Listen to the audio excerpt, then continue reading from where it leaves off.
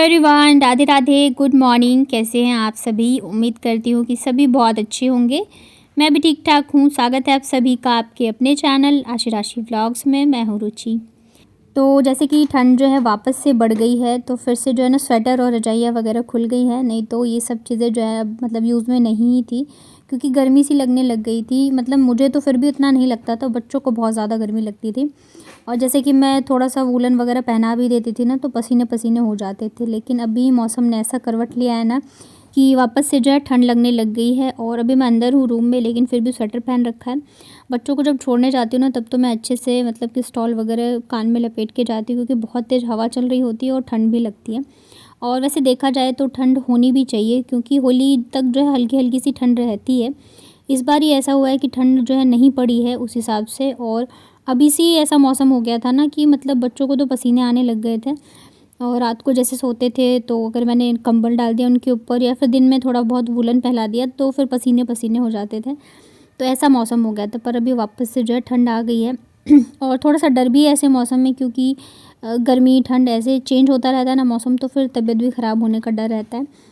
तो आज जो है ना मुझे बेडशीट चेंज करनी है, तो ये वाली मैं निकाल देती हूँ और दूसरी वाली है ना वो बिछा दूँगी। इधर आशी जो है ना, ये शायद अभी ओरल ओरल रह गया है ना, तो इस चक्कर में ये अपना एंजॉय कर रही है। पेपर जो है इसका ना मतलब पेपर की टेंशन ना के बराबर ही है। यहाँ पे ना पूरी मैंने बेडशीट चेंज कर ली, सब कुछ कर लिया। और फिर वही दिक्कत है कि वीडियो ही नहीं बन रहा है, पता नहीं क्यों। मतलब पूरा शूट हो जाता है, फिर जब मैं इसको सेव करती हूँ ना, तो वो मुझे गैलरी में दिख ही नहीं रहा है। और मुझे टाइम भी नहीं मिल पा रहा है कि मैं अपना फ़ोन खाली करूँगी। उस चक्कर में ना बहुत ज़्यादा मुझे दिक्कत हो रही है। तो काम वगैरह ख़त्म करने के बाद नहा धो के ना फिर मैं आ गई हूँ इधर किचन में लंच की तैयारी करने के लिए। और सबसे ज़्यादा जो टाइम लगता है ना, तो वो यही है कि सब्ज़ी वगैरह काटो, प्याज लहसुन छिलो, इन सब चीज़ों में बहुत ज़्यादा टाइम चला जाता है। तो बस मैं यहाँ जल्दी जल्दी से छील रही हूँ। आशी जो है अपना लगी हुई है ड्राइंग में। मैंने बताया ना, उसके लिए मैंने अभी कुछ बुक्स वगैरह मंगवा दी है, तो वो जो है उसमें पढ़ती रहती है, अपना बिज़ी रहती है। तो अकेले रहती है तो फिर भी इतनी बदमाशियाँ नहीं करती है। जब दोनों मिल जाते हैं ना, तब जाके फिर बहुत ज़्यादा बदमाशियाँ करते रहते हैं, और मुझे जो है नज़र भी रखनी पड़ती है। और इधर काम का तो मतलब क्या ही बताऊँ, घर की चीज़ों से ही ना मतलब मुझे टाइम नहीं निकाल पा रही हूँ मैं कि मैं कुछ पैकिंग जो है आगे बढ़ाऊँगी। अभी मुझे लग रहा है आशी के बीमार होने से पहले मैंने स्टार्ट भी करी थी, कपड़े वगैरह अलमारी वगैरह खाली किए थे। पर फिर वही है कि बच्चे बीमार हो जाते हैं ना, तो फिर बहुत ज़्यादा उलझ जाते हैं चीज़ें, जो है बहुत ज़्यादा वो हो जाती है। अभी ठीक हुई है, तो मैं धीरे धीरे करके अपने वापस रूटीन में आ रही हूँ, चीज़ें कर रही हूँ। तो टाइम निकालना जो है ना बहुत ज़्यादा मुश्किल हो जाता है कि मैं कब करूँ पैकिंग, कब क्या करूँ नहीं करूँ। और ऊपर से ना मतलब मैं क्या बताऊँ, जब भी मैं ये सोचती हूँ ना कि जाना है, तो मतलब मेरा पता नहीं क्यों अंदर से इतना ज़्यादा दिल रोता है कि मैं बता नहीं सकती हूँ। और किराए के घर में ना यही जो है सबसे बड़ी तकलीफ़ की चीज़ होती है कि आप जहाँ पे सालों साल अपना घर मान के रहते हो, वहाँ पे सब कुछ सजाते हो, सँवारते हो, अपने हिसाब से चीज़ें करते हो। फिर एक दिन जो है ना आपको वहाँ से जाना है, और ये पता होता है हमें कि आज ना कल हमें जाना है, लेकिन फिर भी हम सारी चीज़ें करते हैं। और जब वो टाइम आता है ना कि हाँ अभी हमें यहाँ से जाना है, पैकिंग करनी है, चीज़ें करनी है, तो बहुत ज़्यादा मुश्किल हो जाता है सब कुछ, बहुत ही ज़्यादा। तो वही है, बहुत मुश्किल है, पर धीरे धीरे करके चीज़ें मुझे करनी भी है।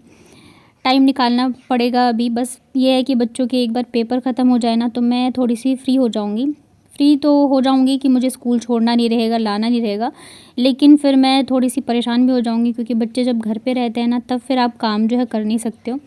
क्योंकि उनकी इतनी ज़्यादा बदमाशियाँ होती हैं ना कि फिर उन्हीं के पीछे टाइम सारा जो है चला जाता है। पर फिर भी जैसे-तैसे करके मुझे करना तो है ही, तो करेंगे कुछ ना कुछ। और अभी ना बहुत सारा टाइम जो है मेरा बच्चों के स्कूल के ही चक्कर लगाने में चला जाता है। तो इस वजह से भी काम ही ना तो टाइम में मतलब ठीक से हो पा रहा है, जल्दी-जल्दी मैं कर पा रही हूँ, और ना ही जो है मैं कुछ ये एक्स्ट्रा जो भी मुझे करना है वो कर पा रही हूँ।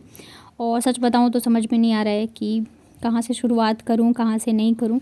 साथ में कोई होता है ना, तो फिर भी थोड़ा-सा लगता है, अकेले जब आपको सब करना हो ना, तो बहुत ज़्यादा मुश्किल हो जाती है। तो यहाँ पे ना मैं कर रही हूँ लंच की तैयारी। लंच में आज बना रही हूँ मैं राजमा चावल। राजमा चावल मुझे लगता है सबका ही फ़ेवरेट होगा, क्योंकि बहुत अच्छा लगता है ना खाने में। लंच में राजमा चावल मिल जाए तो फिर क्या ही कहना है।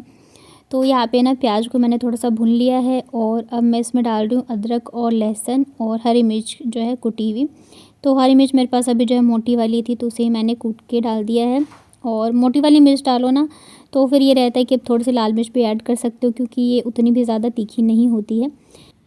तो यहाँ पे मैंने प्याज के साथ जो है अदरक लहसुन और हरी मिर्च को भी 2 से 3 मिनट के लिए फ्राई कर लिया है। और उसके बाद जाके फिर अब हम इसमें डालेंगे मसाले। तो मसाले में बस वही सारे नॉर्मल जो भी मसाले होते हैं, हल्दी पाउडर, लाल मिर्च पाउडर और धनिया पाउडर। साथ में मैंने यहाँ पे छोले मसाला डाला था, राजमा मसाला या छोले मसाला, मुझे जो भी सामने मिल जाता है वो मैं डाल देती हूँ। तो यहाँ पे मैंने लगभग 1 चम्मच के करीब जो है छोले मसाला डाला था। मतलब इसका पैकेट खुला हुआ है तो मैं यही यूज़ कर लेती हूँ, बट हाँ टेस्ट जो है बहुत ही अच्छा आता है। मतलब ऐसे पता नहीं चलता है मसालों से कुछ कि हमने इसमें छोले मसाला डाला है या राजमा मसाला डाला है। उसके बाद फिर यहाँ पे मैंने थोड़ा सा पानी डाल दिया है, नहीं तो फिर मसाले जो हैं वो जलने लग जाते हैं। इसके अलावा मैंने यहाँ पर 2 से 3 मीडियम साइज़ का टमाटर डाला है। टमाटर डालते के साथ ही मैं यहाँ पे डाल दे रही हूँ नमक, और इसको अच्छे से मिक्स करके और ढक के मैं छोड़ दूँगी, ताकि ये अच्छे से जो है गल जाए, टमाटर और मसाले भी हमारे जो है वो फ्राई हो जाएं। तो 5 से 7 मिनट के लिए मैंने ढक्कन लगा के इसको अच्छे से पका लिया है। और जब मैं इसमें डाल देती हूँ राजमा, तो राजमा मैंने रात को ही भिगो के रख दिया था। और राजमा ना ये अभी कुछ दिन पहले ही लाए थे, तो इसमें ना मुझे मतलब इसको गलने में ज़्यादा मुझे दिक्कत नहीं हो रही है। सोडा वगैरह भी नहीं डालती हूँ ना, तो सीटी लगाने से पक जाते हैं। अगर राजमा थोड़े से पुराने हो जाए ना, तो फिर जो है सोडा डालना पड़ता है, नहीं तो जल्दी से जो है गलते नहीं रहते हैं। तो यहाँ पे राजमा फ्राई हो गए हैं, मैंने इसमें डाल दिया है पानी। नमक मैं पहले डाल चुकी हूँ तो मैं नहीं डालूँगी, बस ढक्कन लगा के और सीटी लगने के लिए छोड़ देते हैं। लाल टमाटर है, भागना नहीं। हाँ इधर से चलो, गाड़ी आ रही है, छोटा गाड़ी आ रही है, एक बदमाश, बहुत मारूंगी मैं आपको। चलो उस साइड से नहीं जाना, गाड़ी आती है।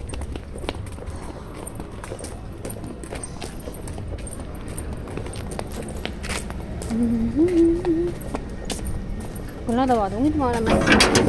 चलो, उई क्या है दिखाओ, क्या है ये? एक बॉक्स है। बॉक्स है,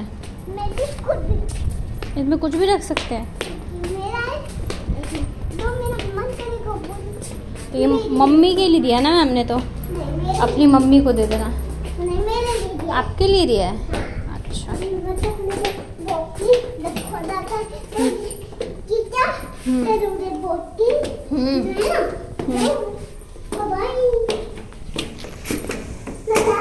तो फिर यहाँ पे मैं बाबू को स्कूल से लेके आ गई थी, और उसके बाद फिर मैं गई थी मेडिकल शॉप पे, क्योंकि मैं लेके आई हूँ ये तुलसी ड्रॉप।